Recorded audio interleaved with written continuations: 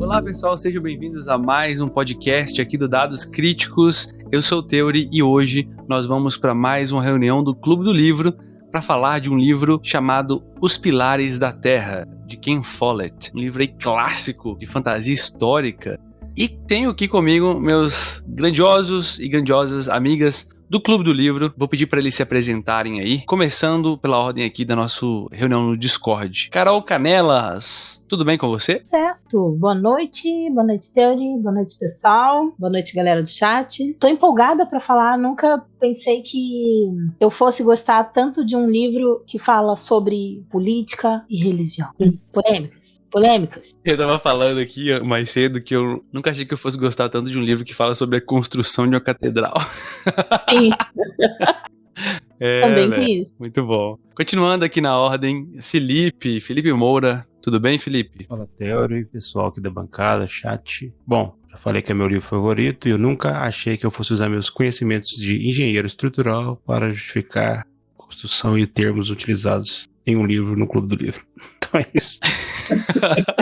Bom demais, né, cara? Eu confesso que eu tive que fazer uma cola, viu? Do que era aqueles arcos. Arco que ele fala. Arco de Rodante, exato, velho. Eu imaginava um arco, sei lá, cara, sabe, meio de cócoras, assim, botando um ovo, sabe? Eu ficava, como assim, mano? Ai. Muito louco, velho. Continuando, então. Ai. Continuando, por último, mas não menos importante, temos Jess. Tudo bem, Jess? Tudo bem, Theory? Boa noite, galera.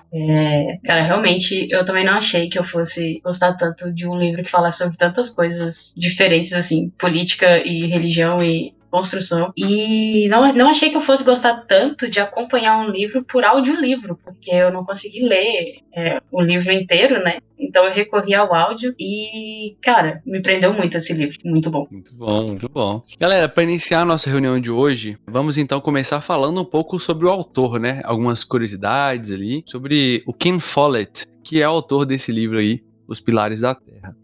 Ele nasceu em 5 de junho de 1949, ali no finalzinho da Segunda Guerra, né? E nasceu aí no país de Gales. E aí, galera, o interessante desse autor, uma curiosidade aí, é que ele era conhecido, ele já era escritor, assim, conhecido principalmente sobre os thrillers e alguns romances, né? Mais no sentido de quase um 007, se eu não me engano, né? Então, ele era conhecido mais, assim, por romance, por ficções, né? No sentido de investigações, algo numa pegada mais frenética, assim.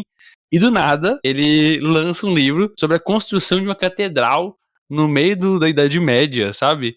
Então, uma ficção histórica, tipo assim, mudando completamente meio que o estilo ali, mas mantendo, que a gente vai falar depois, um estilo de escrita único dele, né? Um ritmo que ele conseguiu trazer e dar para esse livro, né? E esse livro, né, Os Pilares da Terra, ele foi um best-seller, né?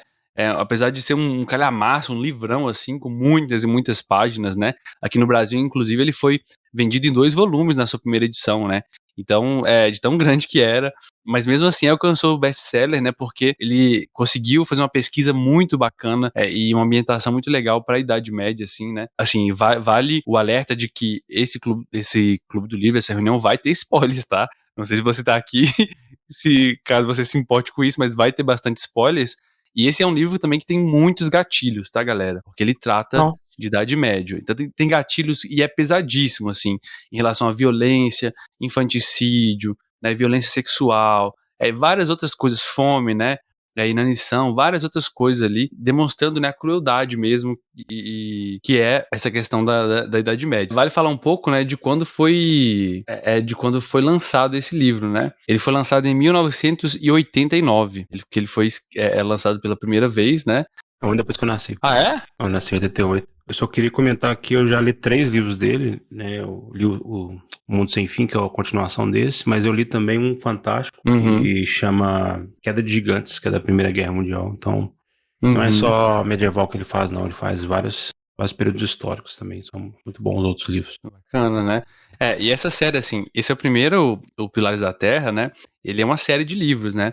Então, pelo que eu pude ver, me corrijam se eu estiver enganado, mas ele começa com Os Pilares da Terra, depois tem o Mundo Sem Fim, que o Felipe citou, Depois temos a Coluna de Fogo. E por último, o Crepúsculo e a Aurora, né? Então, são todas passadas ali na cidade fictícia de Kingsbridge, né?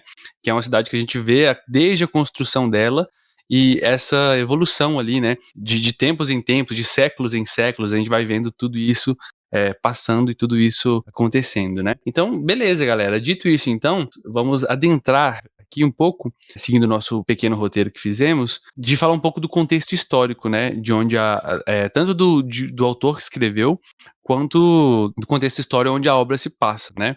Então, a obra ela vai se passar ali em 1300 e alguma coisa, né? No século XIV. É isso mesmo, galera? Ele começa em 1123, o prólogo dele, né? 1123, século XII, então. E assim, uma curiosidade, galera, dessa época, né? É que durante um período aí da Idade Média, a língua oficial do Reino Unido era o francês, galera. Vocês sabiam disso? Nossa. A língua oficial que era usada no governo, em questões mais jurídicas, era o francês, né? Por conta de uma espécie ali de invasão dos francos, né? Eu não sei muito do contexto histórico, não, mas eu sei, assim, eu sei disso, né? Porque eu também dou algumas aulas de inglês. E uma coisa que a gente sabe é que, assim, muito do vocabulário de inglês vem das línguas latinas por conta dessa época, inclusive, né? Porque como tinha essa grande influência ali da língua francesa ali dentro, muitas das palavras do inglês moderno hoje vêm dessa época, né? Tem origem latina por conta disso. Então isso até facilita pra gente aprender algumas palavras e tal. Então, e a gente vê isso durante o livro também, tá? Então vocês veem que a grande maioria deles fala francês por conta dessa influência. Tem uma parte que eles vão pra França, mas eles falam isso como, tipo assim, como uma coisa básica. Todo mundo, o padre tem que saber francês, sabe? Então, meio que algo dado ali, né? Isso considerando mais, assim, pessoas que tinham algum estudo ou algum conhecimento, porque o camponês normal não tinha francês. Exato, né? Muito, muito, muito importante ressaltar isso também, né? Isso é inclusive mostrado, né? No decorrer da obra, né? Então se passa nessa época ali. Muitos sequer nem sabiam ler nem escrever. Exato, né? Então a gente acompanha alguns personagens que têm essa capacidade, né? Deixa eu dar dois minutinhos de contexto, porque eu gosto muito de história e gosto muito de medieval. Nesse período, que se passa, o rei atual é o rei Henrique I, e o filho dele acaba de morrer num naufrágio, conhecido como o naufrágio do White Ship. E então ele não tinha herdeiro, né? O herdeiro homem. Ele tinha uma filha chamada Matilde, que tá tentando pleitear a coroa, né? Só que na época ainda se discutia muito, né? E estava em vigor o patriarcado, né? O masculino, né? Então quem tá assistindo House of Dragons aí vai ver que a história é igualzinha, né? Eu falei isso agora, Felipe. Então ela é igualzinha, da Rainira. No caso, quem estava correndo com a Matilde era o Estevão, que era o sobrinho desse Henrique I. Então a história se passa bem nesse contexto aí, e se passa num período que chama de anarquia, que é um período de guerra civil entre a Normandia, que é do lado de lá do Canal da Mancha, do lado da França, né? Inclusive essa parte da Inglaterra, porque eles falam francês, porque eles foram colonizados eu esqueci o nome do rei, que é inclusive avô desse Henrique, que ele é normando, que é a parte francesa, então por isso que a Inglaterra começa a falar toda francesa, e fica um período tanto que os reis são franceses. Por exemplo, o rei Ricardo Coração de Leão, que é o famoso por causa do Robin Hood, ele é um rei francês, nunca pisou na Inglaterra, mas ele é um rei inglês. Então tem toda essa parte aí. Aí se passa nesse período todo de transição e de guerra entre a Matilde e o Estevão, até que no final, né, a gente vai ver que quem vai herdar depois é o Henrique II, que é conhecido como o Henrique Plantageneta, que começa aí, quem conhece a Guerra das Rosas. É no final desse livro que começa o período da Guerra das Rosas. Então basicamente é esse período aí. Caramba, é bom demais saber isso, cara. Esclarece um tanto de coisa, né? Cara, inclusive, né, deve ser uma ótima sequência de leitura pegar esse livro aqui e ler aquele Guerra das Rosas, né? Essa que seria minha indicação no final. Olha o spoiler! Não, beleza, cara. É bacana demais, Felipe. Então, isso é realmente um contexto, porque esse naufrágio aí, ele vai ter bastante influência, né, na nossa história, né? E o legal da ficção histórica desse gênero é exatamente isso, né? É pegar um acontecimento que foi real, como, por exemplo, aquela morte do Papa lá, né? Essas guerras que houveram. Aquela guerra que tem quase do meio pro final do livro ali, ela aconteceu também, né? Então, quando eu fui pesquisar na Wikipédia, assim, né, um pouco disso, e eu vi lá, tem até os mapinhas da batalha, de como aconteceu, de onde eles se posicionaram. É muito legal ver tudo isso, né? Então, isso dá, assim, te faz ter muito mais interesse porque você tá vendo as histórias pela visão de personagens que não existem, né? Mas que são baseados ali em alguém que poderia ter existido, né? Então isso é muito interessante. Você sabendo separar o que é ficção do que é realidade, né? Do que foi a história de fato. É muito interessante, né, gente? É bacana demais. E aí, assim, exatamente. Vamos fazer um micro resumo aqui do que acontece no contexto do livro, né? Pra gente começar já a discutir sobre ele, né? Com esse naufrágio, né? Que inclusive trata do prólogo é meio que um início ali do livro, né? Tem uma cena inicial que é o enforcamento de um rapaz, onde ninguém sabe por que ele está sendo enforcado ali. Uma moça vai lá e fala assim, e amaldiçoa a todos, né? Que parecia ser alguém que estava grávida, estava com um bebê, se não me engano, daquele cara que estava sendo enforcado, né?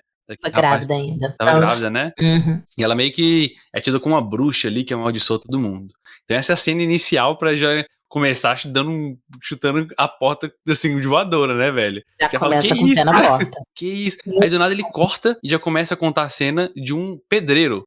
Aí você fala assim, meu Deus, como assim, velho? E aí você começa a ver a família do Tom Builder, o Tom Construtor.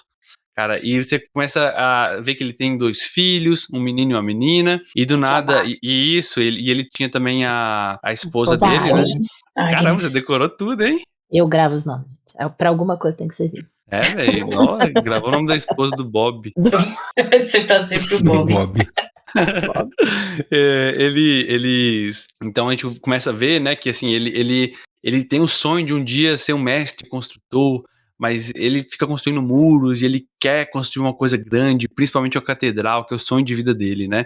Só que aí acaba que... Trabalhou por um tempo numa catedral, por isso ele sonha em construir uma catedral, ser o mestre construtor dela. Exato, né? Porque pra ele é a melhor coisa do mundo, né? Tipo assim, a realização de vida de uma pessoa, né? Muito legal, cara. E um trabalho que ia durar praticamente uma vida inteira e ia garantir a segurança e o conforto da família dele. Exato, né?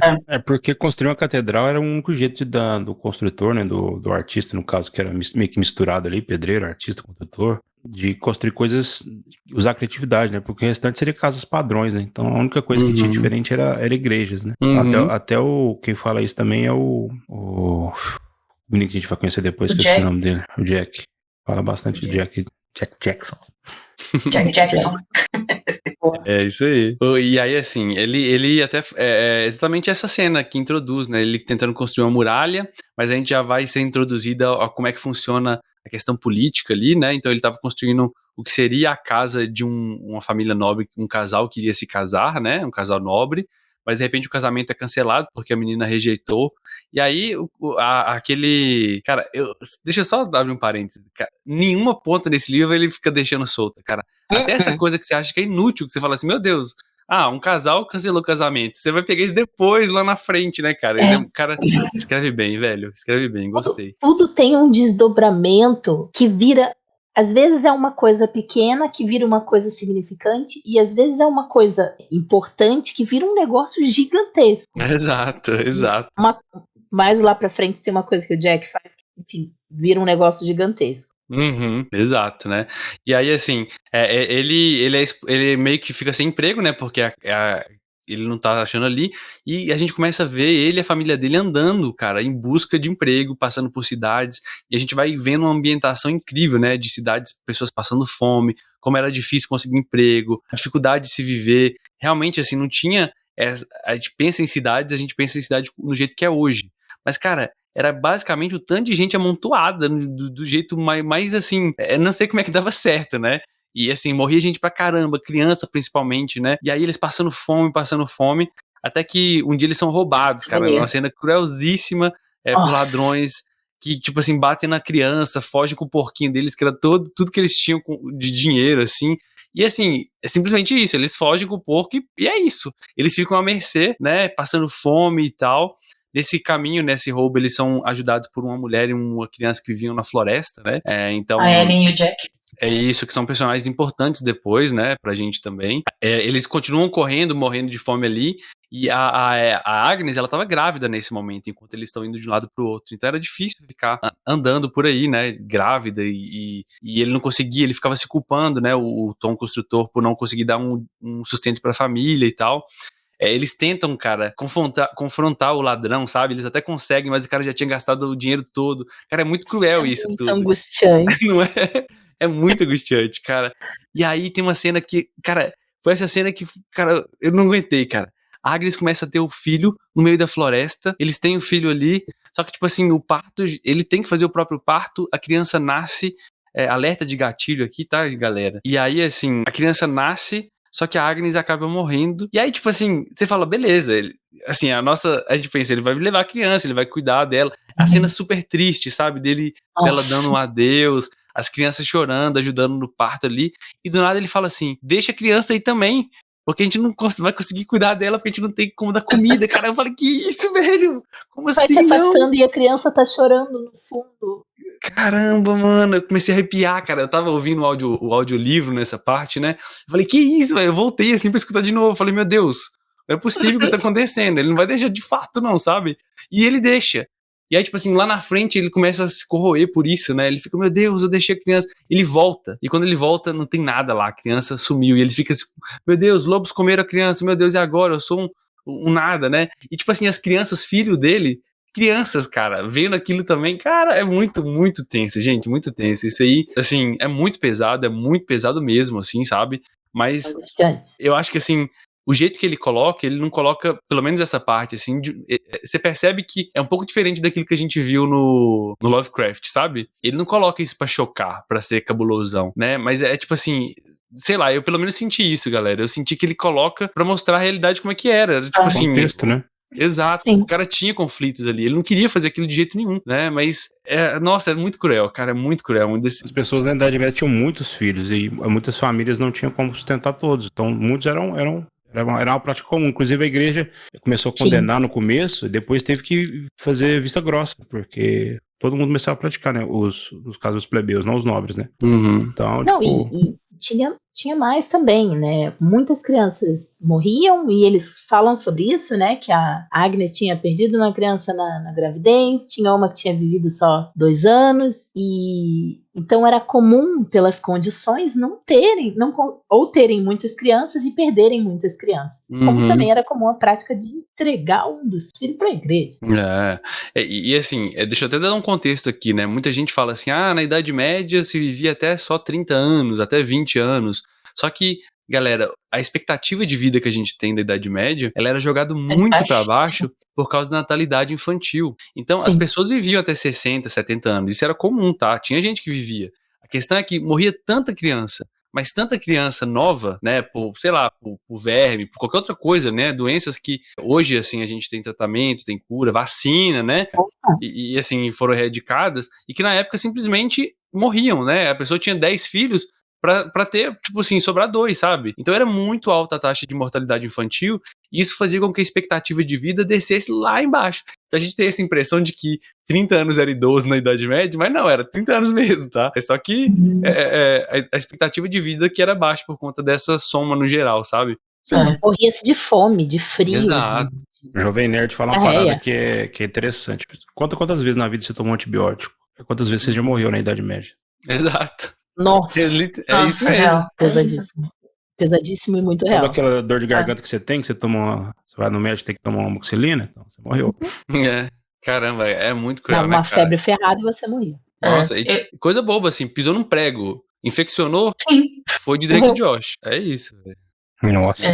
Eu ia até comentar algo semelhante a isso, porque até fala, né, tipo, quando a Agnes fala que tá grávida de novo, ela demonstra uma preocupação ali, porque ela fala, eu não posso ter mais filhos. E a gente imagina, e o Tom até fala, uma mulher na idade da Agnes, a gente imagina que ela tem uns 40, 45 anos. Uhum. Mas a gente nunca falou realmente a idade dela, mas a gente imagina que ela tem uns 30. Exato. Porque naquela época ele tem isso, né? Pois é, porque naquela época ter um filho com 30 anos era muito perigoso, justamente por essa questão da saúde, né?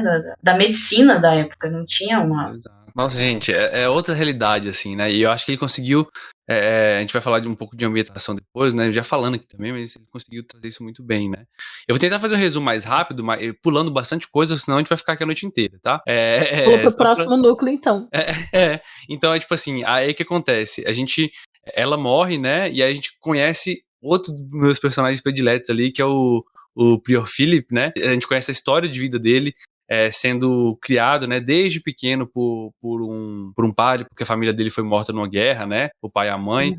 Então Ele e o e o irmão irmão. Francis. Isso. Ele e Francis, eles são, que é franciscano, né, no caso. Eles são criados para poder ser padres, né, para serem clérigos da igreja, né? E ele, assim, ele é um grande administrador. Isso é colocado desde o início, sabe? E ele é um homem muito justo, ele tem um senso de justiça muito forte. A gente percebe isso também, porque ele é um dos personagens de ponto de vista, né? E aí ele conseguiu vir e assumir um pequeno priorado lá no fundo, no meio da mata, e conseguiu renovar aquilo, né? E ele sempre fica sonhando em poder. St. John Forest. Isso, Santo Antônio da Floresta, né? St. John. São John, né? Eu li os nomes tudo assim, São João Alguma da coisa assim. Floresta, São João Santo da Antônio, Floresta. Santo São João da Antônio. Floresta, sério. Algo assim. São João da Floresta. E aí, assim, do nada chega um clérigo lá com um bebê que ele achou no meio da floresta.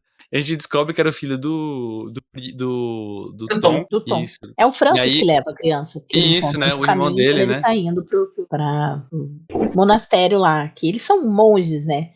Aham. É uma coisa muito legal de levantar, porque assim, tinham os monges e tinham os padres. Eles tinham Aham. funções diferentes dentro da igreja, relações diferentes com a sociedade. E o Philip Uhum. era um monge e o Francis era um padre. Uhum. E é legal essa questão de a gente ver também como a igreja era esse núcleo de poder, sabe? Os prios e os padres, eles controlavam um local, uma comunidade, eles que mandavam em determinado local, o bispo, né, o arcebispo e tudo mais.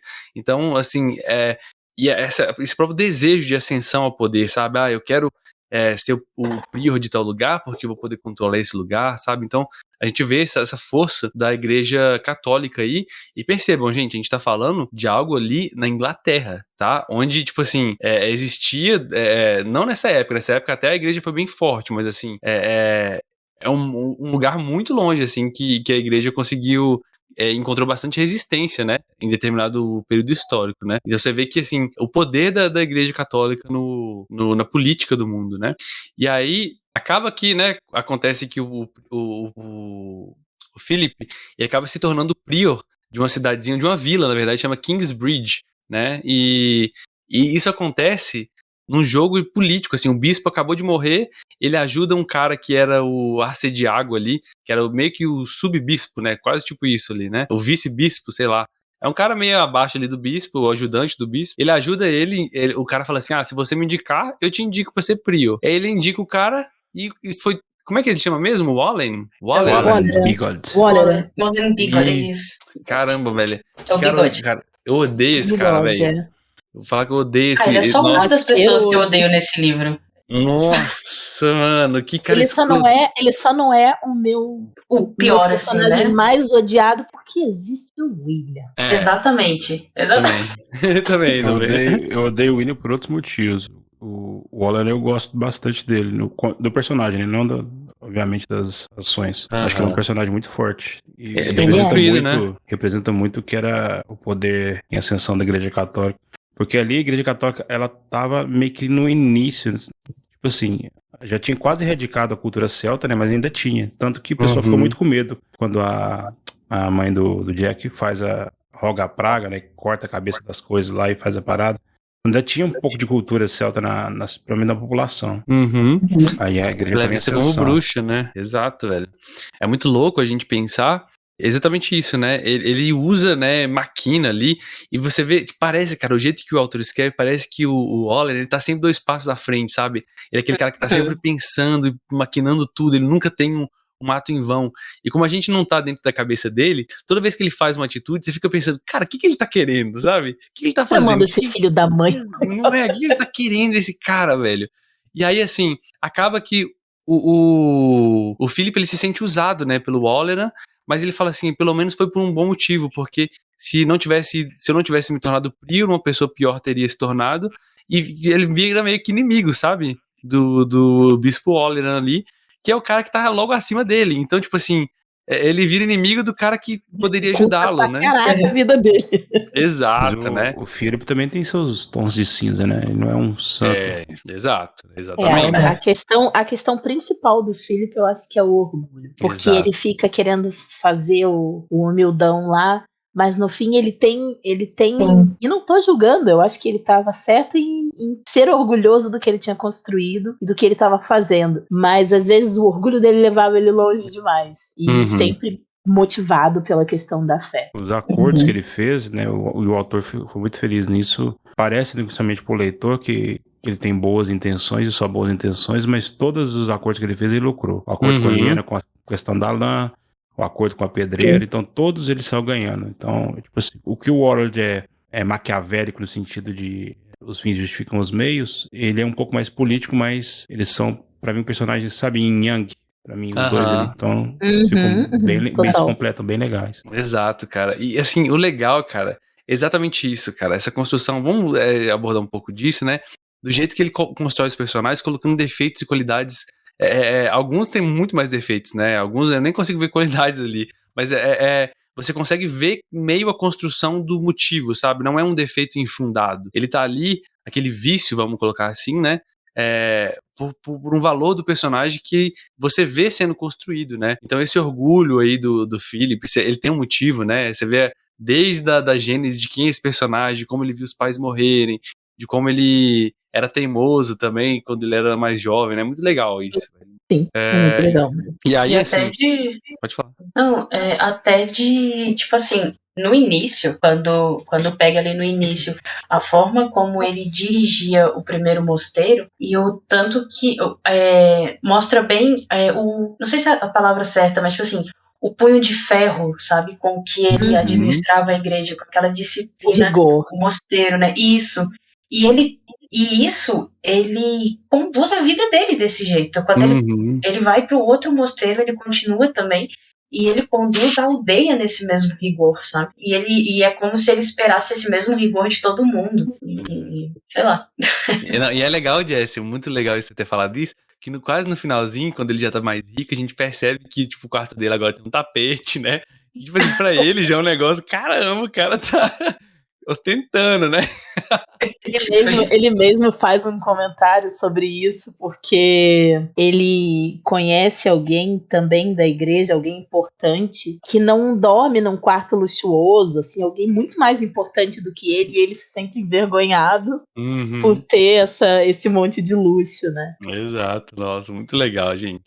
E aí, assim, a gente começa a perceber que acontece um tanto de coisa, né? Por exemplo, depois que a mulher morre, a Agnes morre, essa mulher que morava na floresta, junto com o menininho ruivo, que a gente conhece como Jack, eles se acoplam à família do Tom, né? Então, como é que ela chama? Ellen, isso, Ellen. A Ellen vira a esposa ali do Tom, né? Não casados, né? Isso até gera problemas depois, mas eles se juntam ali e eles meio que viram uma família juntos. O Jack se acopla às crianças, né? Causando muito conflitos com o irmão mais velho ali, do filho do Tom. Que o Tom faz uma vista grossa pra ele, né? Para as coisas que ele faz e tal. E aí acaba que eles chegam em Kingsbridge, né? Com o Prior acabaram de assumir ali, eles percebem que ele não tem trabalho ali, mas eles são acolhidos pela noite, e o Jack vai lá e bota fogo na catedral. Na verdade, e isso daí isso é uma coisa surreal, mas assim, na verdade, a catedral, ela tinha muito trabalho para fazer, só que ele não tinha dinheiro para assumir isso, porque ela estava completamente depenada. Então os planos dele eram, mais para frente, quando a gente estabilizar aqui o priorado, a gente vai conseguir juntar um dinheiro ou investir um dinheiro para construir uma catedral do jeito que Kingsbridge merece, e o Jack vai lá e bota tudo de cabeça para baixo. Exato, o Jack é um personagem muito legal também, viu? Pode falar, Jack. Eu gosto muito do Jack. Não, é interessante essa parte que a Carol falou, que ele fala de estabilizar. Sei lá, tipo, pra gente que, né, estamos aqui em 2022, quando ele fala assim, não, daqui uns 10 anos eu consigo reformar a catedral, e você pensa, cara, 10 anos pra fazer uma reforma, sabe? É muito louco isso, é muito louco. E pensar, tipo assim, que realmente era o que dava pra fazer, sabe? E ele ali tava numa posição privilegiada ainda, né? De ter dinheiro, poder juntar, porque ele recebia dízimo, não precisava trabalhar, tipo assim, igual os camponeses e tal. Então, assim, cara, como que era tenso, né? Aí o Jack, que é esse personagem também muito bem construído, desde o início você começa a ver as motivações, o menino no meio da mata, muito criativo, né? Bota fogo porque ele pensa, se ele tá pensando na mãe dele, principalmente, né? Ó, se a gente tá passando fome, eu nunca tinha sentido fome na minha vida. Se pega fogo na mata nessa catedral, o Tom vai ter emprego. E se ele tiver emprego, a minha mãe vai ficar Não vai feliz. mais passar fome. Exato. Né? E aí, cara, isso faz com que o Tom passe a ter um emprego, porque ele fala assim, bem, agora a gente precisa pelo menos de uma... Primeiro ele não sabia o que fazer, né? E aí eles tentam, o Tom fala assim, olha, eu consigo reestruturar aqui, em 2 semanas pelo menos você vai ter um lugar mínimo aqui, né? Usando as ruínas para Começar. poder... E aí ele percebe que o Tom é um cara muito inteligente, né? E o Tom também utiliza isso. Eu acho legal quando ele mostra a visão do Philip pensando e depois ele mostra do Tom. E aí você vê as incertezas do Tom falando assim, olha, eu tenho que me fazer inteligente aqui, eu tenho que mostrar que eu sei, porque aí eles vão ver. Aí fala, caramba, que legal, né, cara? O E aí cara, vê um ele pedreiro. aplicando isso e a forma que o Philip enxerga. Exato, é muito legal isso, cara. E aí a catedral começa a ser construída, mas isso não causa bem nenhum assim, aos olhos do bispo, né? Que fala assim, cara, esse cara tá querendo construir essa catedral, ele tá ficando louco. E aí a gente passa a acompanhar outro núcleo também, que é um núcleo, cara, pesadíssimo, que é o dos nobres, né? Como é que é os nomes, pessoal? Eu esqueci. É o William William. Hamlake Isso. é o nome dos pilares. Filho O do pai dele é o Percy. Percy. Isso. E Isso. a mãe eu não lembro o nome. E a menina? Percy Hamlake e Regan Hamlake. A Aliena, A Aliena, isso mesmo. Filha do Bartolomeu. E aí tem Isso. que é o o Conde de irmão dela, Shrewsbury. que é o Richard. Que é Uhum. outra pessoa desprezível.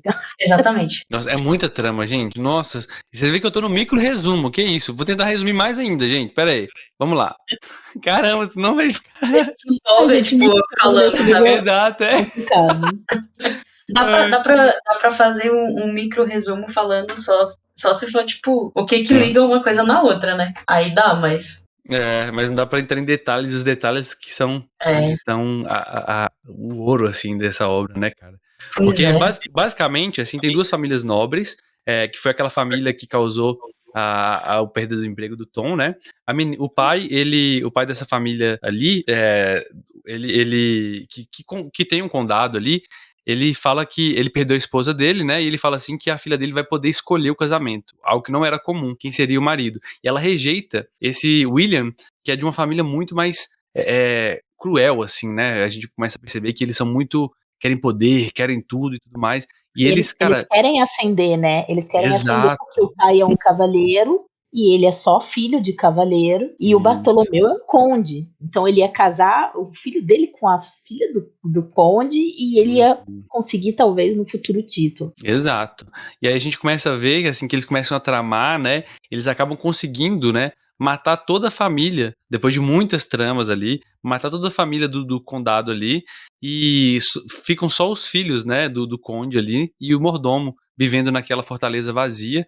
Eles meio que fazem uma chacina ali, matam todo mundo, e conseguem, de certa forma, ascender ao condado. Cara, nessa parte tem uma das cenas mais gatilhos de todo, cara. Cara, nossa, esse negócio aqui, velho, eu considerei, sinceramente, em parar de ler o livro nessa parte, velho. Porque eu falei, caramba, mano, que é isso, velho? Eu não tô uma acreditando que isso tá cena muito acontecendo. forte. É muito forte, gente. Não só a cena em si, eu acho que toda, e é uma coisa que eu senti, depois eu vou falar com mais calma sobre isso, a antecipação dessa desgraça, isso vem sendo construído aos poucos. Na forma que o William pensa sobre a Aliena, na forma que ele fala sobre ela, a forma que a mãe dele fala sobre ela. Esse ódio ele vai sendo construído e essa obsessão por ela vai sendo construída até que chega no ponto da situação em si, que é descrita com uma riqueza de detalhes um pouco perturbadora. Eu também achei muito perturbador. Eu acho assim, principalmente eu nas minhas descrições, assim, quando eu tento escrever, eu tento narrar, eu geralmente uso véu, sabe? Eu não achava, eu acho que, sei lá, eu acho que pelo menos o meu limite, assim, eu acho que começou a ultrapassar, sabe? Tipo, passou ali, eu falei, nossa, velho, vou dar um tempo aqui, tive que parar de ler porque aquilo me abalou, viu? Vou falar, uma cena de violência sexual, tá, gente? Então, é muito pesado mesmo. com Muito aqueles gráfico. detalhes. É muito Exato. gráfico. Nossa. E assim, o jeito que acontece com o irmão fazendo observar, a gente percebe que o William, ele é um perturbado, tá? Ele, assim, ele, cara, ele... Psicopata, ele é um psicopata. Exatamente, né? E como ele é nobre, e eu acho que ele quis mostrar, o autor colocou isso no personagem nobre, exatamente pra mostrar como que, tipo assim, tanto faz se o cara tá fazendo a coisa errada. Isso, tipo assim, ele é nobre, é como se as leis estivessem abaixo dele, sabe? Nada importa. Então ele pode fazer o que quiser, meio que isso, entre aspas, sabe? Porque a gente vê isso acontecer, é uma sensação de impunidade, de injustiça enorme. Cara, eu queria rasgar as cenas que o William tava, cara. Que ódio desse cara, mano. Meu Deus do céu, velho, que coisa absurda, sabe? Tipo assim, Asqueroso. e ele continuava aparecendo, velho. Meu Deus, velho, não aguento mais, E para, mata, velho. desgraçado!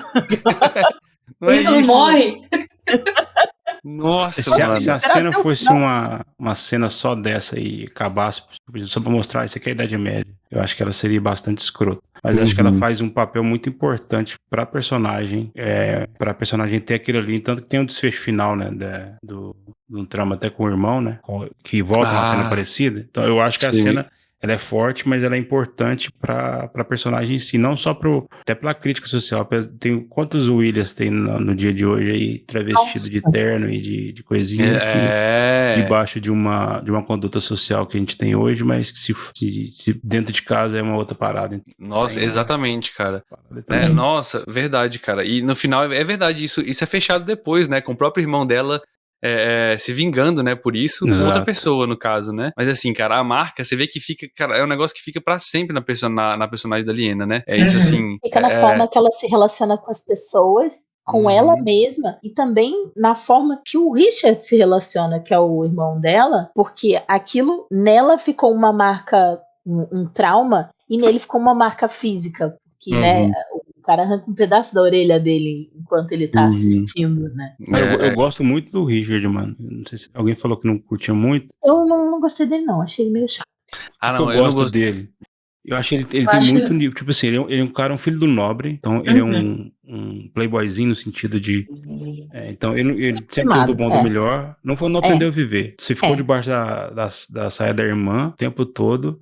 Viu essa cena de perto, não sabia como reagir, foi obrigado a matar um cara do nada, foi obrigado a trabalhar depois um pouco, mas não se viu trabalhando, e herdou um cavalo e continuou voltando ao playboy. Só que ele fica beirando ao nobre escroto e ao herói. Você vê que ele não se encaixa socialmente, mas quando é pra defender a cidade, o cara é referência. Então, eu achei esse personagem com vários níveis de se interpretar, que eu achei interessante. Eu não gosto muito de personagens aqui, ou é preto ou é branco, né? Eu gosto muito que fica indo e voltando assim, então eu achei esse personagem...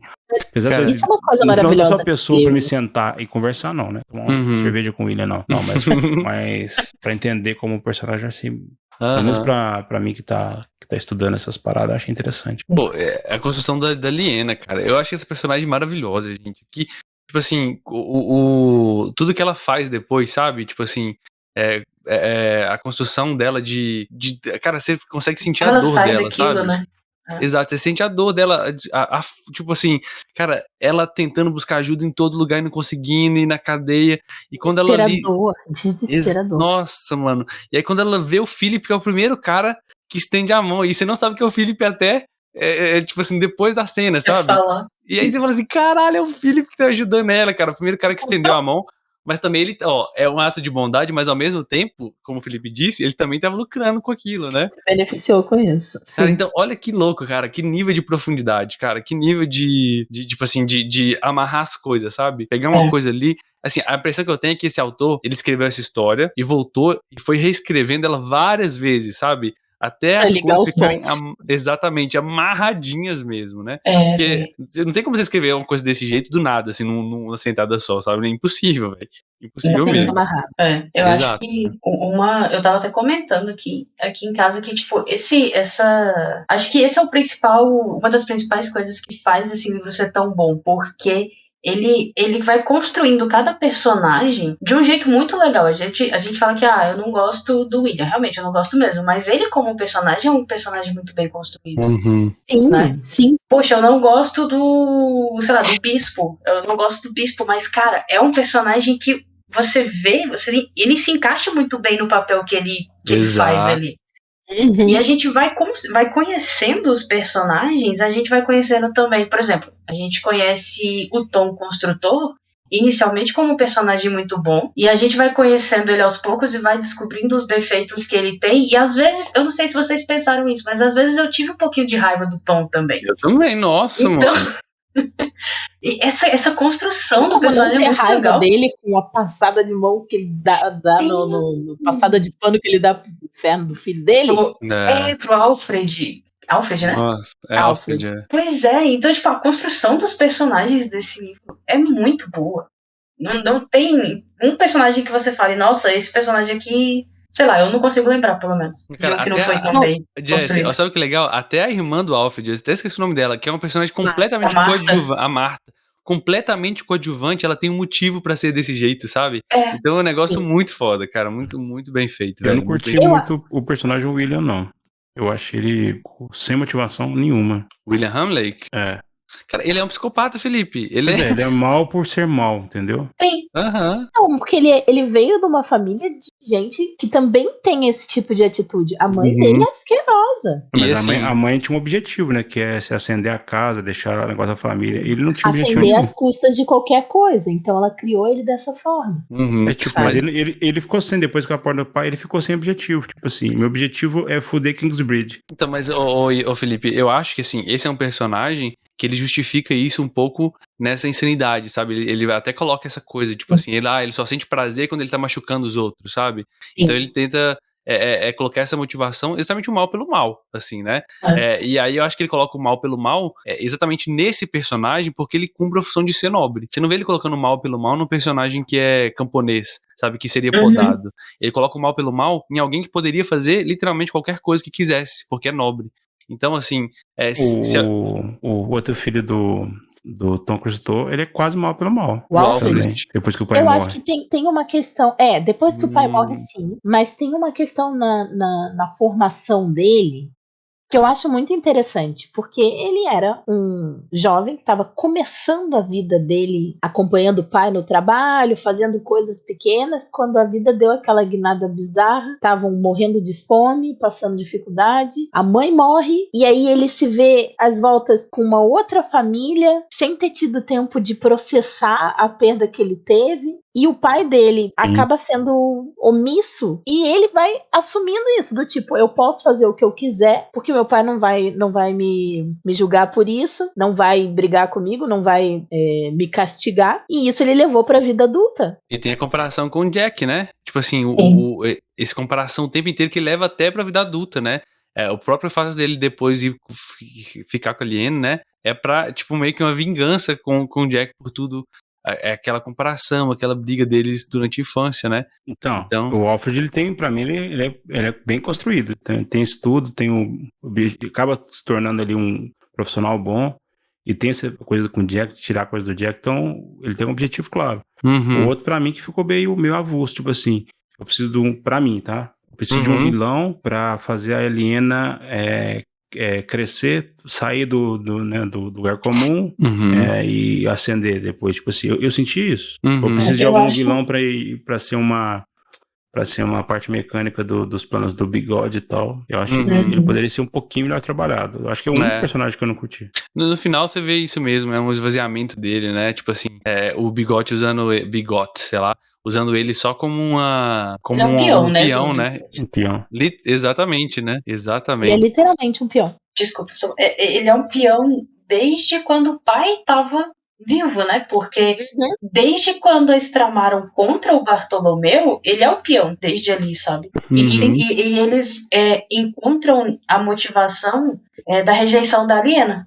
E eu acho que parece que tudo ele se motiva através daquilo, assim, sabe? Depois. Não, e eu vejo esse cara como perturbado, gente. Esse negócio dele de ir pro inferno, você vê? Tipo assim, caramba, mano, ele tem um medo excomunal, sabe? Ele acabou de matar um tanto de gente, mas a pior preocupação dele é, tipo assim, se a mãe dele não recebeu a extrema unção, tá ligado? É um negócio... Que isso, velho? Não, ele faz as mil atrocidades, como ele faz lá com a coisa do moinho, que ele destrói, ele bota o cara dentro do moinho e derruba o moinho em cima dele. Ele faz atrocidades, mata um monte de pessoas, depois ele corre pra igreja e fala assim, mas eu fiz isso, e quer que seja Uhum. perdoado pelos pecados dele. É O uma. que, obviamente, o Waller se aproveita, né? Do tipo, eu tô Exato. aqui te perdoando, você vai lá e faz o que eu quero de volta. Eu acho essa coisa muito interessante, porque, como a gente falou no início, é um livro que fala da igreja, né? E Uhum. ele retrata muito bem nisso como era a fé, como que as pessoas viam a fé, né? E até hoje vem, na verdade. Eu não sou católica, então não posso dizer assim que as pessoas, que os católicos. Mas ele mostra ali, poxa, o cara faz um monte de coisa, depois ele vai lá, pede perdão, é absolvido, e ele realmente acredita que ele foi absolvido por aqueles pecados e vai lá e faz de novo. Uhum. Eu acho que assim, é uma visão muito utilitarista da religião, né? Tipo assim, eu tô fazendo isso aqui, eu vou lá, pago uma coisinha e pronto, né? Não preciso me investir Indulgência, né? Exato, né? Exatamente isso. É por isso que acontece depois as revoluções, né, luterana e tudo mais, né? Foi 300 anos de briga disso aí, até Lutero dar uma treta lá. Exato. E a Então, treta do assim, Lutero também não foi, lembrando do Filipe aqui, não foi o santinho e tal, mas eu não vou entrar em religião aqui não, que é complicado, mas é um debate maior, mas também eu vi muito de Filipe no Lutero também, sabe? aham, No sentido de ter um objetivo também, mas usar a fé e a parada por um lado bom. O lado bom geralmente é o lado que vence, não sei. Quem conta história é o que venceu a guerra, né? Então, verdade. eu já acho É que o o livro, lado que quando o vai ser livro contado na história, né? é você contando a história. É o lado que vence. Mas é isso, é quando o livro ele acho que não sei se é isso que você ia falar, Felipe, mas quando o livro ele é bom, ele faz a gente refletir sobre Exato. a É isso que eu ia falar. realidade, né? Exato, eu acho que exatamente isso, né? E agora sim, para terminar esse micro grande resumo aqui, a gente vê várias passagens no tempo, a Liena crescendo, ficando rica ali, sustentando o irmão dela. Então o irmão dela entra em guerras, a gente começa a ver várias tramas políticas entre o bispo e o Philip, né? Inclusive incluindo o rei, né, que ficava nessa instabilidade política de quem é o rei legítimo, né? Então a gente acaba vendo a construção do personagem do Jack também, que acaba se tornando um sucessor do Tom, né? O Tom construtor, porque o filho Alfred, apesar de ser também um bom pedreiro, ele, cara, não tinha vocação, a criatividade que o Jack tinha, né? O Jack ficava viajando ali e a gente vê os planos do Walleran, né? Se tornando conde ali da região vizinha e atacando a cidade simplesmente porque ele quer, sabe? Porque ele viu a Liena ali, ele quer que a cidade dele fique mais rica do que a outra. Então ele ataca a cidade, mata várias pessoas, então a cidade é Ataca a destruída. cidade porque eles construíram um mercado. Exato. E as pessoas da cidade dele estavam se deslocando para lá porque a construção da catedral atraía pessoas que trabalhavam lá, atraía voluntários, então as pessoas precisavam comprar comida, comprar coisas, elas começaram a se instalar ali, então Kingsbridge foi ficando mais próspera, e aí o condado de Shearing, que é o que o Ian acabou conseguindo, estava ficando pobre primeiro por má administração e depois porque as pessoas estavam indo para onde era melhor para elas. Exato. E aí, ao invés de fazer melhor, ele vai lá e quer destruir o que tá certo. Não, tipo assim, é muito louco isso a gente pensar. E é nesse momento que o Tom morre, né? E aí você fala, caralho, o personagem morreu. Literalmente morreu, né? Então. Que você esperava que fosse o último. E eu também, velho. Eu falei, que isso, esse cara vai conseguir construir a catedral dele, mas ele morre ali salvando, né? O filho dele, né? Que na verdade estava sendo criado ali pelos bispos, né? Inclusive uma relação muito legal, né? Dessa proximidade dele com o filho que ele não pôde criar e tudo mais. E que, assim, pra ele foi o melhor dos mundos, né? Porque ele acabou ficando perto do filho dele, vendo ele crescer, sendo cuidado muito bem pelos monges e tal. Gostei muito da cena que os monges têm a ideia de colocar. Cara, porque não tinha mamadeira, né? A gente não pensa nessas coisas. Os caras embebiam um pedaço de pano enrolado no leite de cabra pra dar pra um bebê, cara. É um negócio, tipo assim, eu falei, cara, que genial, né, velho? Muito louco pensar nisso. Exato, né? Muito massa, velho, muito massa. E a gente vê, né, várias coisas acontecendo, a vulnerabilidade do povo ali de Kingsbridge em relação ao poder do Conde Walleran, né, que se torna o Conde ali, até que a cidade começa realmente a se construir, né, eles começam a se preparar, construir muros, né, e virar uma força. A gente começa a ver a cidade realmente se tornando uma cidade, né, então ela deixa de ser vila e ela começa a ser construída com plano, sabe? Então tem vários percalços ali, e a gente vai vendo essa cidade ser montada, e o Jack acaba assumindo ali, depois se tornando mestre construtor, mas depois de fazer uma longa jornada para a França, né, viajar Tiago de Compostela. Exato, Tiago Compostela, depois ele vai pra França aprender lá, né? A Aliena vai atrás dele com o filho que ela acaba tendo, né? E ela tem o filho do Jack, né? Que os dois acabam se amando ali, desde pequenos, né? O Mas Jack ela, é detalhe que ela fissurado. casou primeiro com o Alfred, né? Exato. Porque ela teve o negócio da lã queimada, então ela teve que casar com o Alfred pra meio que sustentar, mas o casamento foi amaldiçoado pela mãe do Jack, dizendo que ele nunca. Ele ia ser broxa, né? Termo rápido. Ia ser E a broxa, maldição deu certo. e ele não conseguiu, sogra, né? Sogra é foda. Que isso, tá tudo bem, Felipe? Você vê o tamanho do poder psicológico, né, Leandro? Não Isso foi consegue muito consumir o específico. casamento. Ai. Vou ficar te devendo aquela. E o legal também, sabe o que é? É que ela faz uma promessa pro pai dela, que ela só poderia descansar quando o irmão dele fosse conde, né? O irmão dela fosse conde. Cara, essa parte eu fiquei pensando muito nisso, cara. O que uma promessa é uma desgraçada na vida da pessoa, né? Aham. Que uma promessa faz, né? Tipo, a menina É bem aquilo, é uma coisa pequena que ela fez ali num momento de desespero que virou o motor da vida inteira dela. Exato. Não faça E assim, promessas. E eu vou falar, inclusive, deixa eu falar aqui quais são as promessas que a gente não faz pra nós mesmos quando crianças, né? E a gente leva isso pra vida inteira. Então, em terapia, eu lido com isso o dia inteiro, tá, gente? São promessas que muitas vezes a gente, como criança, né, faz. Olha, eu tenho que ser forte, eu tenho que ser, eu tenho que saber me sustentar, Tem eu que tenho ser que cuidar. engenheiro. Pode ser. Então, A gente vira cara, super traumatizado depois. cara, a vida é assim, né? Mas é louco, né? Como os livros e obra de literatura, quando é boa, né? Faz a gente refletir sobre essas coisas, né, cara? Muito massa mesmo. Aí, tipo assim, depois disso, né, a gente vê a cidade se reconstruindo ali no geral. Mais tramas políticas, né, do bispo, inclusive, do prior Philip, indo conversar com o rei, pedindo ajuda, né, estabilidade política. Eles descobrem que, na verdade, o Jack, ele era filho de um dos sobreviventes do naufrágio, né, que poderia atestar que, na verdade, o rei, que o naufrágio, na verdade, fora forjado, né, e é por isso que eles mataram ele, eles forjaram a morte. E um dos que forjaram a morte era o bispo Bicot, isso. Olha, e aí, velho, amiga. tudo se encaixa, né? E aí tudo se encaixa lá com o prólogo, né? Que você fala, caramba, então aquela mulher que tava grávida, a gente já sabia, né? Mas que era a Ellen, mas a gente não sabia por que quem era o marido, né? Esse mistério aí vai sendo resolvido, né? E a gente vai vendo o Jack se tornando o mestre de obras, criando a catedral gigantesca e linda ali, né? E no final, a morte de um bispo, que é um fato histórico que acontece de fato, né? Uma batalha medieval acontecendo ali com duas facções, né? Numa guerra meio que civil entre as duas facções ali do governo. Thomas de Becket. Como é que é a batalha de Becket? O bispo chama Thomas de Becket. Sim. Sim, né? Que ele é decapitado dentro da igreja, né? Depois vira santo. Não, e cara, legal também, cena maravilhosa. A cena da santa que eles meio que, entre aspas, forjam, sabe? E eles vêm desde a França peregrinando pra essa santa. Cara, é muito que louco chora, isso. Né? Exato. Cara, é tão bem construído a catedral e a cidade de Kingsbridge que eu pesquisei, gente, se a catedral era real. Se a cidade era real. Eu falei, cara, não é possível, não. Isso tem que ser real, velho. Será que existe isso? E aí, cara, não achava. Tem algumas cidades que chamam Kingsbridge, mas não. É tipo Springfield nos Simpsons, né? Tem várias e nenhuma é ela, né? Muito louco, velho.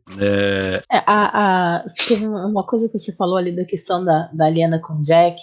Eu gosto muito da construção da relação dos dois. Dele sendo um cara completamente apaixonado por ela, mas com receio de se aproximar, e ela uma pessoa totalmente fechada para os outros e se identificou com ele porque ele também gostava das mesmas coisas que ela, e de ler, e de contar histórias. Como a relação parece que vai dar certo e aí não dá certo.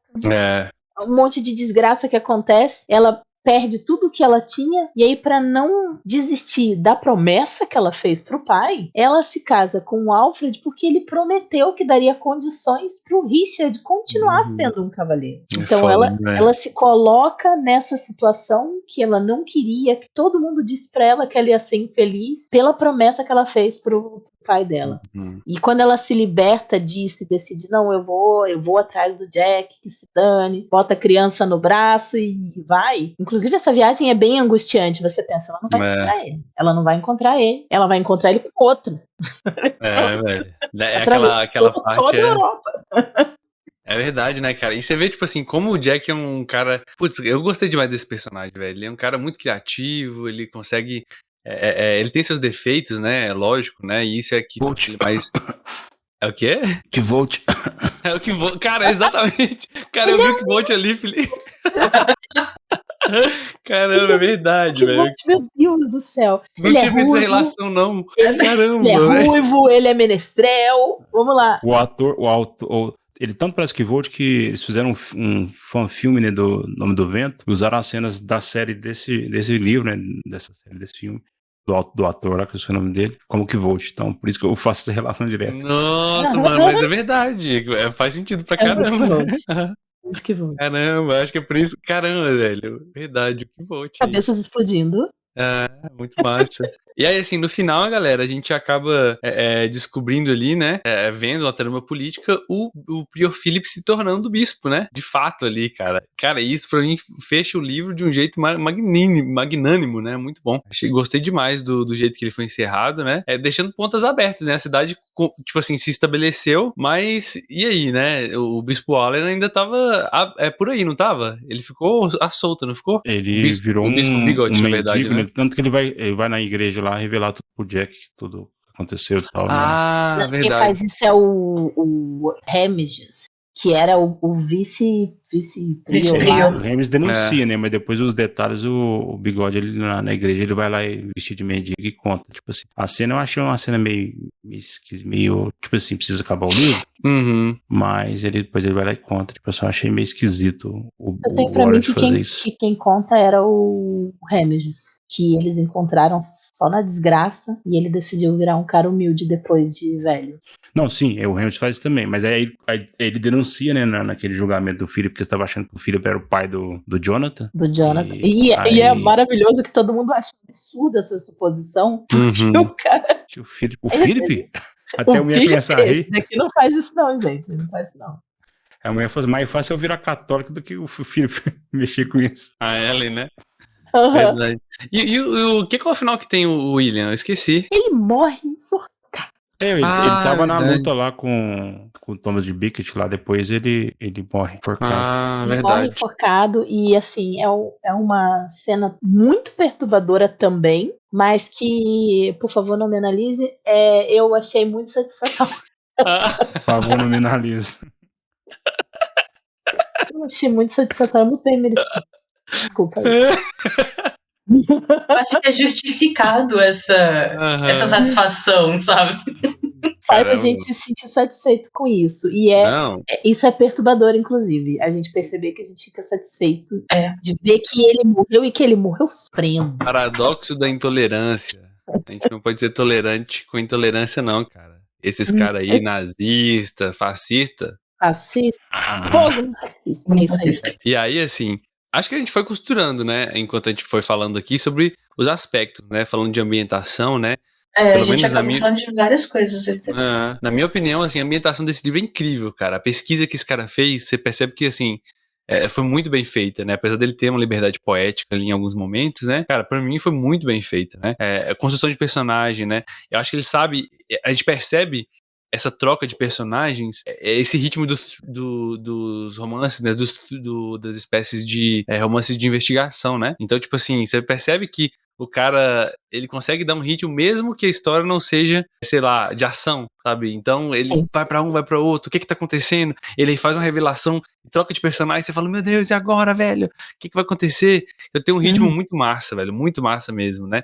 E ele equilibra muito bem a passagem do tempo com ele tá contando de um período muito longo, mas ele vai...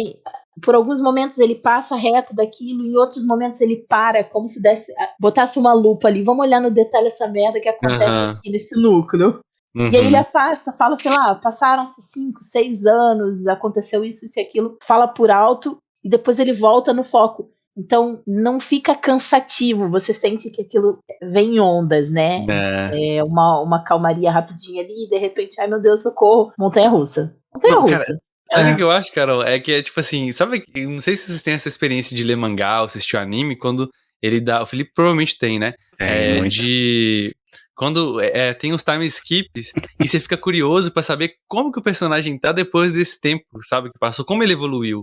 E isso tem várias vezes durante o romance. Você fica assim, beleza, e como é que tá Kingsbridge? Como é que tá a catedral? Sim. Como é que tá o personagem? Porque eu entendo a cidade, a catedral, como personagens. Eu acho que ele trata elas como personagens aqui, né? Você começa a entender quase uma localização geográfica. Você tem um mapa na sua cabeça de onde tá a pedreira, de onde tá a floresta, de onde tá passando o rio, de onde tem a catedral, sabe? De onde é a rua principal. Construir uma muralha. Uhum. Exato, cara. Então, cara, eu me sinto jogando, sabe? Não tem aqueles joguinhos que você constrói cidade? Eu me senti meio que fazendo isso. Sim, City, exato, né? Ai, é muito bom, gente. Essa parte me confundiu um pouco, porque eu tenho muitos. Eu li o segundo livro também, né? Então. E é no mesmo local, né? A gente vai ver que Kingsbridge ela tá mais evoluída, então várias cenas eu me confundi um livro com o outro, eu tive que parar pra pensar, mas você consegue ver, né? No finalzinho ali, tipo assim, eu consegui já imaginar a catedral com vidros, né? Porque a filha dele constrói vidros. No começo, eu imaginei aquelas paredes grossas com vidros menores, né? Os arcos ogivais é interessante porque até hoje, né, o pessoal que faz galpão, por exemplo, de indústria, o pessoal não preocupa com o vento. Um negócio que chama contraventamento hoje, que você faz um travamento lateral pro prédio, pra estrutura não cair. E os arcos ogivais são justamente por causa disso. Então ele começa a perceber trincas e não sabe de onde que vem, né? Porque eu fiz o cálculo todo correto e tal, mas ninguém considera o vento, porque acho que vento não é força e tal, e o vento tem um papel muito forte numa estrutura. Então, a hora que os arcos ogivais ali, é bem interessante essa parte. Somente para quem é arquitetura, né? Porque é um travamento que é harmônico com a estrutura, né? Engenheiro que se foda, taca duas barras lá e é isso que a gente precisa. O arquiteto se preocupa mais com essas coisas. Mas eu acho legal, cara, porque, tipo assim, eu pelo menos comecei a me interessar, né? Tipo assim, ele explica tão bem essa questão da construção que você fica. Eu parava e ia pesquisar o que é um arco ogival, o que é um arco botante, o que é uma viga, né? Porque, apesar de a gente ouvir no senso comum, a gente não tem essa. Quem não é engenheiro, quem não trabalha com isso, não tem essa percepção, sabe? De que, por exemplo, aquilo tá ali, tem uma função e não simplesmente pra tá ali por estar, sabe? Então, pelo menos eu comecei a prestar atenção, sabe? O tamanho da janela na catedral, comecei a procurar fotos, sabe?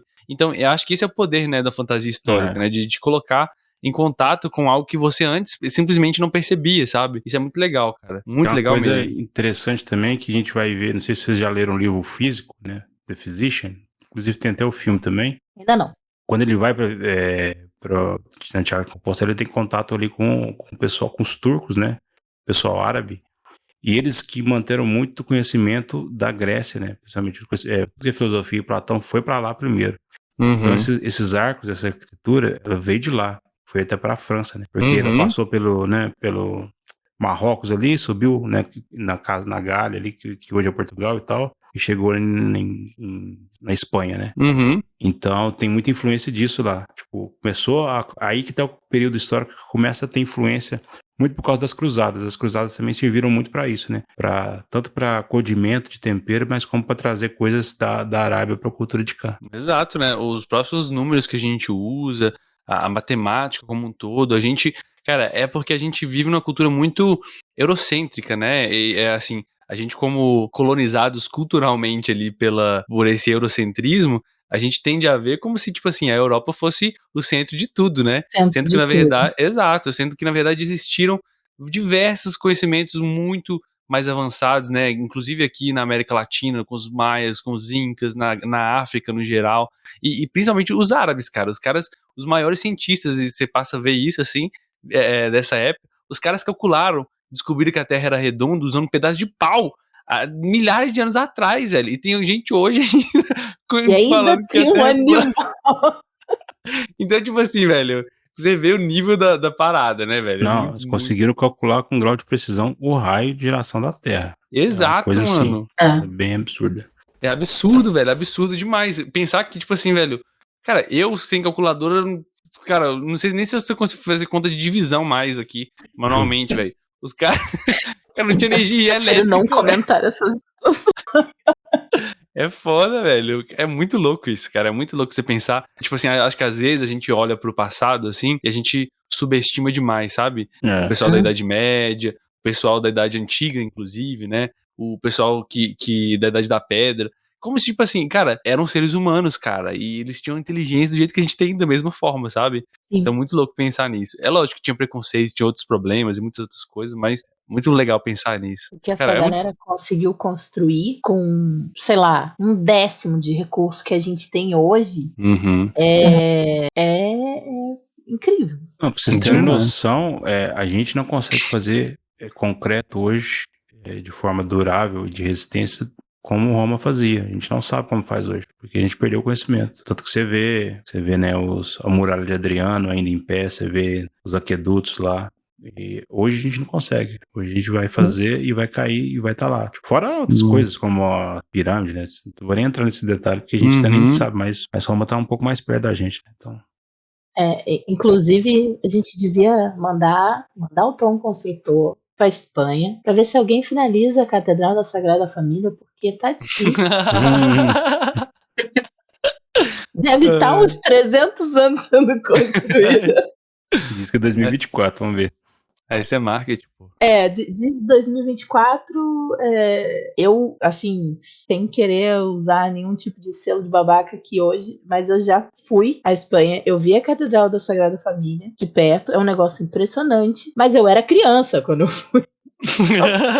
Essa merda ainda tá sendo comida, gente. Todo ano eles dizem ano que vem vai, tá aí, vou mandar um construtor pra lá. Mas ou Jack. você é artista, você sabe que às vezes que o charme do artista, somente alguém como Gaudí, aquela obra que tá sempre incompleta, a parada de um artista nunca terminar a obra dele. Tem essa parada. Mas ele também terminou várias obras incríveis, gente. Essa que é a questão. A galera quis mexer com o que o Gaudí estava fazendo, pra ir além.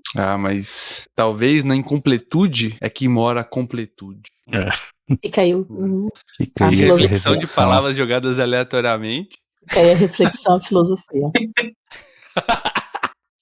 Galera, eu acho que é isso, assim, né? Queria, pra gente fechar, dar as indicações, opiniões gerais, né? E já dar uma indicação do livro. Opinião, o que você achou no geral? E uma indicação aí de leitura pra galera que está nos ouvindo, nos acompanhando. Vou começar com Jess, né? Jess, fique à vontade. Eu acho que é mais ou menos isso que eu acho que eu acabei falando tudo que eu queria. Eu gostei bastante do livro. Ele me prendeu muito. Eu acho que ele é muito bem escrito. Agora eu fiquei curioso para ler os outros dois, né, da trilogia. Apesar de toda a raiva que eu passei com o livro, com os personagens, eu gostei muito da leitura, acho que vale super a pena.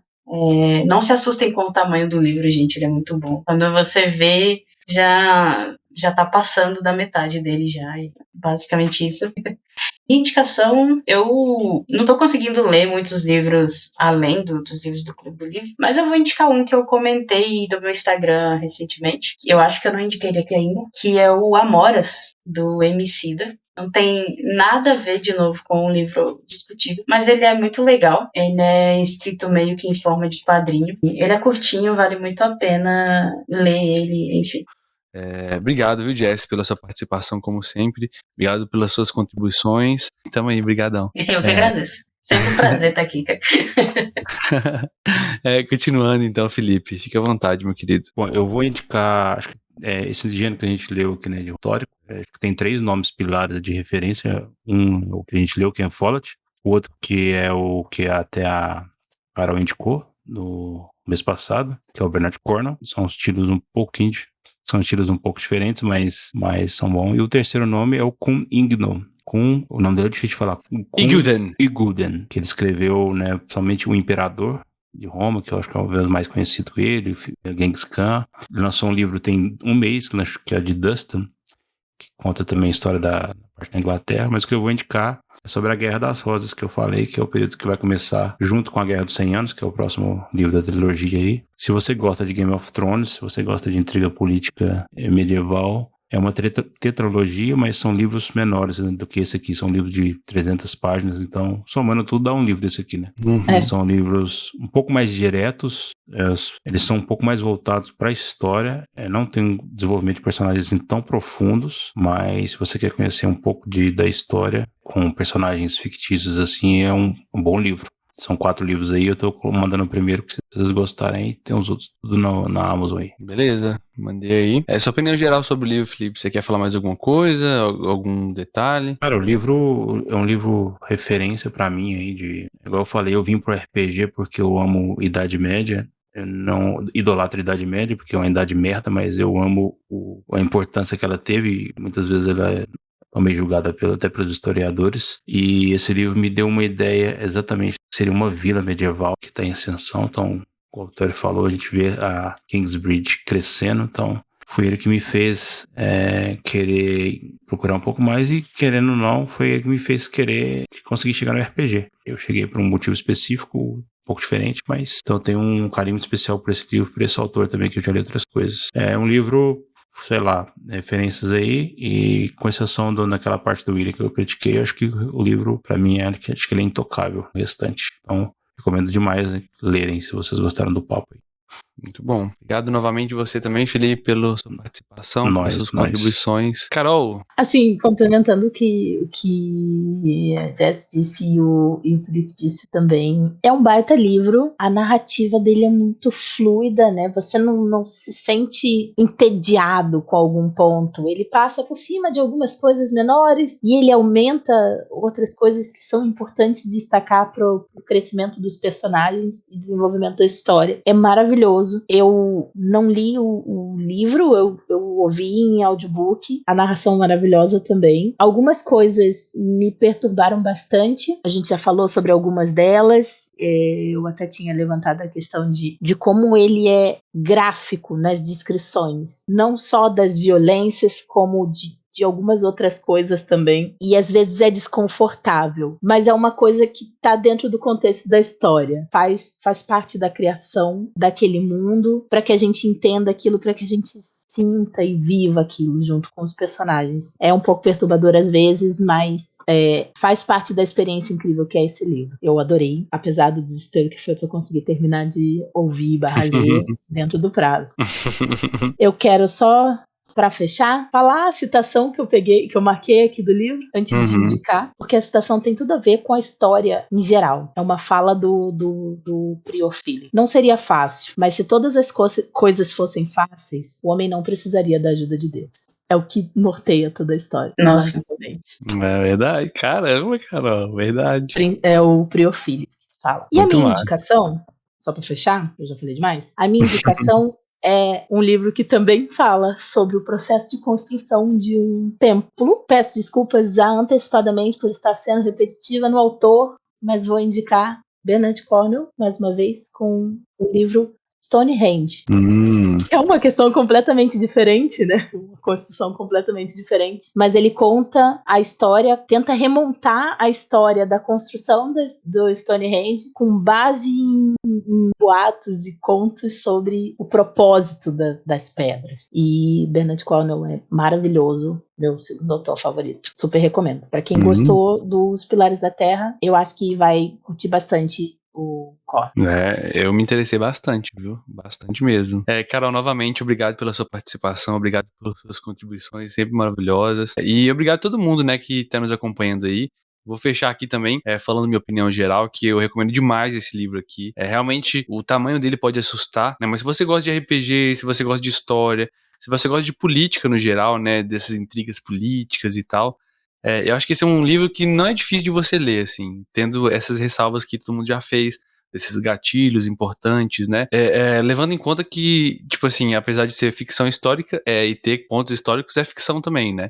Então tem essas questões aí. Mas eu gostei muito de construção de personagem. Acho que é uma referência no sentido de como falar do mundo e apresentar o mundo sem ficar, assim, você passar o clima do mundo sem precisar ficar descrevendo demais, sabe? Você faz isso através da visão dos personagens, como dar valores pros personagens e fazer eles se movimentarem, sabe? Durante a história. Acho que a palavra mesmo é experiência, né? Uma experiência muito bacana, né? E a minha indicação fica no livro que eu falei lá no começo, que eu até tava confundindo aqui, por se passar mais ou menos na mesma época, que é O Nome da Rosa, tá? Do Humberto Eco. É um clássico, né? Também um calhamaço gigantesco. Ele também faz uma ambientação incrível da Idade Média, só que, assim, eu considero O Nome da Rosa um livro difícil de ler, tá? Ele tem citações, ele tem partes inteiras que estão em latim, e o autor não se preocupa em nem traduzir, tipo assim, é em latim, foda-se, tá? E é isso aí. Mas assim, é um livro difícil de ler, mas eu acho que ele recompensa, né? Ele fala sobre conhecimento, sobre censura, né? Sobre fake news. Então, algo que é muito importante ali, que faz nos refletir sobre a nossa realidade atual, né? Sobre o que é conhecimento, né? E quem deve ter acesso a esse conhecimento. E eu acho que uma coisa que o livro te ensina na prática é que conhecimento é para todo mundo, sabe? Você pode ter acesso, você pode conseguir ou aprender o que você quiser. Você não precisa ficar dependendo do aval ou dos outros, não. Porque apesar de você não ter nascido nobre ou você não ter os pré-requisitos necessários, você é humano como qualquer um e todos nós somos iguais nesse sentido, todos temos direitos. E é isso aí, o nome da Rosa. E fica... Esse livro, ele é muito bonito, o da Amazon, ele é muito bonito. Tem um filme que é com o Sean Connery, né, velho? E tipo assim, cara, pra quem não sabe, o nome da Rosa, ele é um livro, o Umberto Eco, ele é italiano, né? Mas esse é uma homenagem que ele faz até aos livros de Sherlock Holmes, tá? Então, os personagens meio que são inspirados, tem intrigas ali dentro, baseadas no Sherlock Holmes. Então é muito louco, cara. E deixa eu só dar uma outra indicação aqui, furando a fila só, porque Brumas de Avalon, tá, gente? Leiam Brumas de Avalon, que também é massa demais, cara. Passa assim na Inglaterra, e quando começou a falar da bruxa ali, eu falei, meu Deus, não! Brumas de Avalon tá aqui, Morgana. Meu Deus, muito massa, mano, muito massa mesmo. É isso, galera. Até o próximo mês, que nós leremos aqui Mistborn, Os Nascidos da Bruma, do Brandon Sanderson, né? Eu já me adiantei, já li o livro um mês antes aqui. Então, falaremos dele no próximo mês aqui. Sigam a agenda no Discord e fiquem atentos. Quem quiser discutir, tem também no nosso fórum, lá já tá aberto, tá? A discussão no fórum. Pode mandar mensagem, pode discutir, falando lá, a gente vai comentando lá no fórum no Discord, tá bom? Então, obrigado, galera, novamente, todo mundo que nos acompanharam. Boa noite, galera! Um grande abraço pra você.